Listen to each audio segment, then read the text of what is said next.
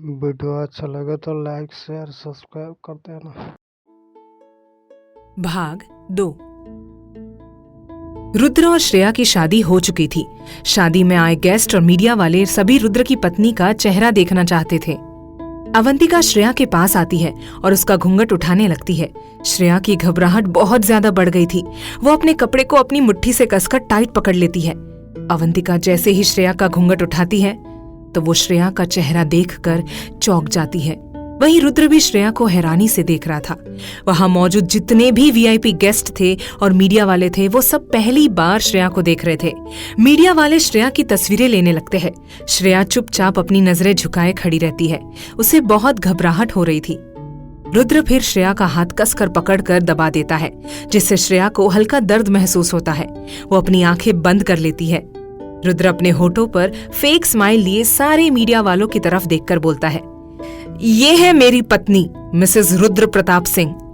धीरे धीरे गेस्ट और मीडिया वाले मेंशन से चले जाते हैं। उनके जाने के बाद रुद्र श्रेया का हाथ पकड़कर उसे खींचता हुआ अपने कमरे में ले जाकर बेड पर धक्का दे देता है। अवंतिका जी भी उनके पीछे आती है। रुद्र गुस्से में उस पर चिल्लाते हुए बोलता है, कौन हो तुम और तुम्हारी हिम्मत कैसे हुई शादी का जोड़ा पहनकर मुझसे शादी करने की? नव्या कहाँ है? श्रेया के मुंह से आवाज नहीं निकल रही थी।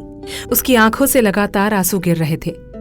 रुद्र ये देखकर उसका बाजू पकड़कर अपने दांत पीसते हुए बोलता है, तुम्हें मेरी बात सुनाई दे रही है या नहीं? या मैं पुलिस को बुलाऊं? अगर पुलिस यहां आ गई ना तो तुम सोच भी नहीं सकती तुम्हारे साथ क्या होगा। कहाँ है नव्या? श्रेया रुद्र की बात सुनकर बहुत घबरा जाती है। वो रोते हुए बोलती है, नहीं, पुलिस को मत बुलाइएगा। मेरा नाम श्रेया है। मैं नव्या की बेस्ट फ्रेंड हूँ। अवंतिका जी ये सुनकर हैरानी से बोलती है, क्या? पर तुम यहाँ कैसे आई और नव्या कहाँ है?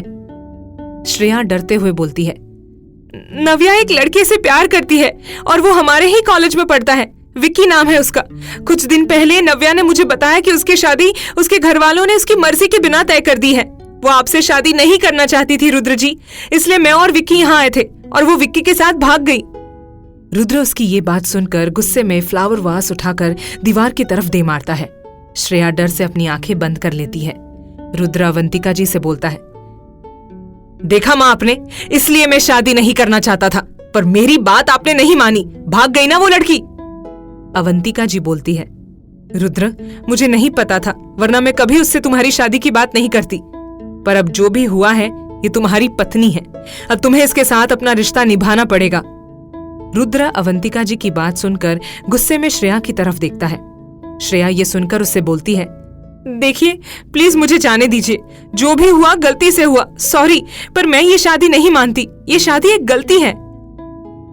रुद्र उसकी बात सुनकर उसका हाथ पकड़कर अपने दांत पीसते हुए बोलता है, तुम मानो चाहे ना मानो, पर अब तुम मेरी पत्नी हो और पूरे शहर को ये बात पता चल गई है कि तुम मिसेस रुद्र प्रताप सिंह हो।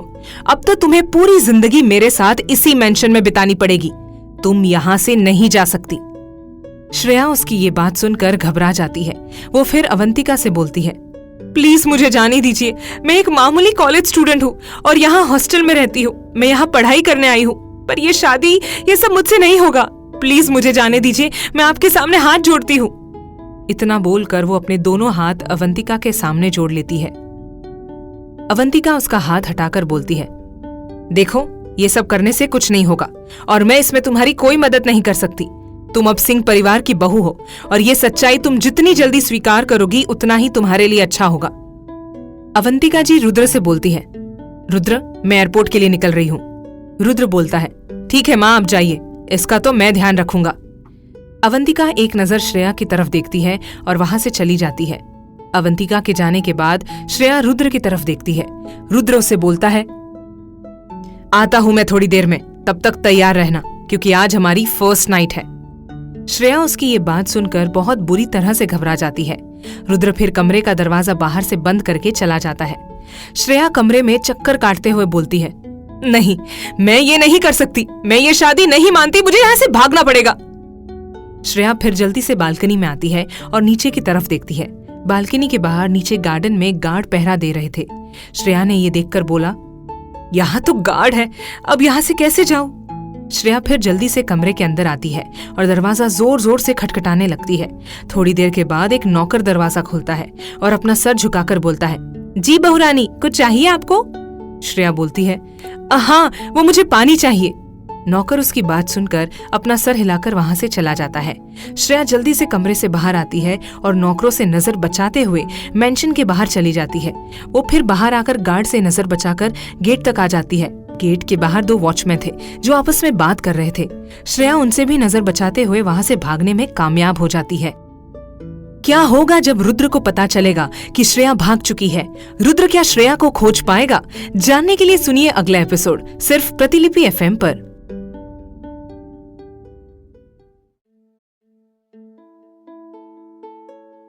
भाग 3। श्रेया रुद्र के मेंशन से भाग चुकी थी। वो भागते हुए सीधा अपने हॉस्टल पहुंच जाती है। उसे बहुत डर लग रहा था कि कहीं रुद्र उसे पकड़ न ले। श्रेया जल्दी से अपने हॉस्टल के कमरे के अंदर आती है। श्रेया की रूममेट ज्योति उसे देखकर उससे पूछती है, श्रेया, तूने ये क्या पहन रखा है? ये बोलकर वो हंसने लगती है। श्रेया ने दुल्हन का जोड़ा पहना हुआ था। वो उसकी बात को अनसुना करके जल्दी से अपने कपड़े पैक करने लगती है। ज्योति ये देखकर परेशान होती है और कहती है, क्या हुआ श्रेया, क्या कर रही है ये? और ये सब क्या है? कहाँ से आ रही है तू? तेरी मांग में सिंदूर, गले में मंगलसूत्र और ये शादी का जोड़ा, तूने शादी कर ली क्या? श्रेया अपना सूटकेस बंद करते हुए बोलती है, देख ज्योति, मेरे पास ज्यादा समय नहीं है तुझे कुछ भी बताने का। अगर तुझे कुछ जानना है ना तो आज का न्यूज चैनल देख लेना। मैं जा रही हूँ वापस अपने घर। ज्योति उसकी बात सुनकर हैरानी से बोलती है, क्या अपने घर? मतलब कि तू वापस कोलकाता जा रही है? श्रेया बोलती है, हाँ, मैं कोलकाता जा रही हूँ। इतना बोलकर वो कमरे के बाहर चली जाती है। ज्योति उसे आवाज ही लगाती रह जाती है। वहीं दूसरी तरफ रुद्र अपने मेंशन वापस आता है और सीधा अपने कमरे के अंदर जाता है, पर उसे श्रेया कमरे में नहीं दिखती। रुद्र फिर बाथरूम के अंदर चेक करने जाता है, पर श्रेया बाथरूम में भी नहीं थी। रुद्र फिर बालकनी में चेक करता है, श्रेया बालकनी में भी नहीं थी। रुद्र ये देखकर अपने हाथ की मुट्ठी कस लेता है और कमरे के बाहर आकर नौकरों को आवाज लगाता है। नौकर उसकी आवाज सुनकर जल्दी से एक लाइन में सर झुकाकर खड़े हो जाते हैं। रुद्र उन सबको देखकर अपने दांत पीसते हुए बोलता है, श्रेया कहाँ है और दरवाजा किसने खोला? मैं तो दरवाजा बाहर से लॉक करके गया था ना, तो किसकी हिम्मत हो गई मेरे परमिशन के बिना दरवाजा खोलने की? रुद्र का सवाल सुनकर सारे नौकर एक दूसरे की तरफ देखने लगते हैं। रुद्र गुस्से में एक नौकर का कॉलर पकड़कर बोलता है, एक दूसरे को क्या देख रहे हो? मैंने जो पूछा उसका जवाब दो। श्रेया कहाँ है? मेरी पत्नी। रुद्र का गुस्सा देखकर एक नौकरानी घबराते हुए सामने आती है और डरते हुए बोलती है, सर, वो बहुरानी को प्यास लगी थी, उन्होंने मुझसे पानी मांगा, इसलिए मुझे दरवाजा खोलना पड़ा। मैं पानी लेने के लिए गई थी। रुद्र ये सुनकर गुस्से में बोलता है, तुम्हारी हिम्मत कैसे हुई दरवाजा खोलने की? निकलो अभी के अभी मेंशन से बाहर। अब से तुम इस मेंशन में काम नहीं करोगी और अपनी सजा भुगतने के लिए भी तैयार हो जाओ। वो नौकरानी ये सुनकर रुद्र का पैर पकड़कर रोते हुए बोली, माफ कर दीजिए सर, गलती हो गई। रुद्र गार्ड को आवाज लगाता है। गार्ड आकर उस नौकरानी को वहां से ले जाते हैं। रुद्र पर उसके रोने का कोई असर नहीं हो रहा था। वो गुस्से में वॉचमैन को बुलाता है। रुद्र की आवाज सुनकर दोनों वॉचमैन भागते हुए अंदर आते हैं। रुद्र गुस्से में उनसे बोलता है, तुम दोनों गेट पर खड़े थे या नहीं? वॉचमैन बोलता है, सर, हम गेट पर ही थे। रुद्र उसकी बात सुनकर अपने दांत पीसते हुए बोलता है, अगर गेट पर ही थे तुम दोनों तो फिर मेरी पत्नी यहां से भागी कैसे? दोनों वॉचमैन रुद्र का ये सवाल सुनकर अपना सर झुका लेते हैं। रुद्र फिर से गार्ड को आवाज लगाता है। गार्ड जल्दी से वहां आ जाते हैं। रुद्र उनको बोलता है, इन दोनों को ले जाओ और 100 बार कोड़े मारो और बाकी के गार्ड्स को बोलो चारों तरफ फैल जाए। मुझे मेरी पत्नी मेरे आंखों के सामने चाहिए। गार्ड ये सुनकर वॉचमैन को वहां से ले जाते हैं। वॉचमैन गिड़गिड़ाते ही रह जाते हैं। रुद्र गुस्से में सोफे पर बैठते हुए बोलता है, एक बार तुम मुझे मिल जाओ, फिर देखो मैं तुम्हें कैसे कैद करके रखता हूं। तुमने बहुत बड़ी गलती कर दी श्रेया, यहां से भागकर। वहीं श्रेया बस स्टैंड पर आ गई थी। वो अपना चेहरा दुपट्टे से ढक लेती है। उसने अपने कपड़े भी चेंज कर लिए थे और अपना मंगलसूत्र निकालकर अपना सिंदूर भी मिटा दिया था। श्रेया बस की टिकट लेकर सबसे लास्ट सीट पर जाकर बैठ जाती है। उसे बहुत ज्यादा डर लग रहा था। बस थोड़ी देर में चलने वाली थी। श्रेया को यह देखकर थोड़ी सी राहत महसूस होती है। वहीं रुद्र के गार्ड्स श्रेया को हर जगह खोज रहे थे, रेलवे स्टेशन, एयरपोर्ट, हर जगह। इधर बस को चले 10 मिनट हो चुका था। श्रेया बाहर की तरफ देखकर यही सोच रही थी कि एक ही दिन में उसके जिंदगी का क्या से क्या हो गया। कहाँ वो अपनी बेस्ट फ्रेंड को जबरदस्ती की शादी से बचाने गई थी और वही उसमें वो फंस गई। अभी यही सब उसके दिमाग में चल ही रहा था कि तभी अचानक से बस रुक जाती है। बस में बैठे लोग अचानक बस रुकने से हंगामा मचाने लगते हैं। एक आदमी चिल्लाते हुए बोलता है, अरे बस क्यों रोकी? दूसरा आदमी बोलता है, पेट्रोल नहीं डलवाया है क्या? श्रेया भी सामने की तरफ देखने लगती है कि अचानक से बस क्यों रुक गई। कंडक्टर ड्राइवर के पास बात करने चला जाता है। तभी कुछ लोगों के कदमों की आहट सुनाई देती है। वो लोग बस के अंदर आकर सारे लोगों को देखने लगते हैं। वो सब रुद्र के गार्ड्स थे और सबके हाथ में गन थी। बस में बैठे जितने भी लोग थे वो रुद्र के गार्ड्स को देखकर बुरी तरह से घबराकर बिल्कुल शांत हो जाते हैं। बस में जहां थोड़ी देर पहले इतना हंगामा मचा हुआ था, वहां अब इतनी शांति फैल गई थी कि एक सुई गिरने की आवाज भी सुनाई पड़ सकती थी। वहीं श्रेया भी रुद्र के गार्ड्स को देखकर बहुत बुरी तरह से डर जाती है। तभी रुद्र बस के अंदर आता है। उसने 3 पीस सूट पहना हुआ था और दिखने में बहुत खतरनाक लग रहा था। उसकी आंखों से उसका गुस्सा साफ नजर आ रहा था। वो बस के लास्ट सीट पर बैठी श्रेया को गुस्से से घूरने लगता है।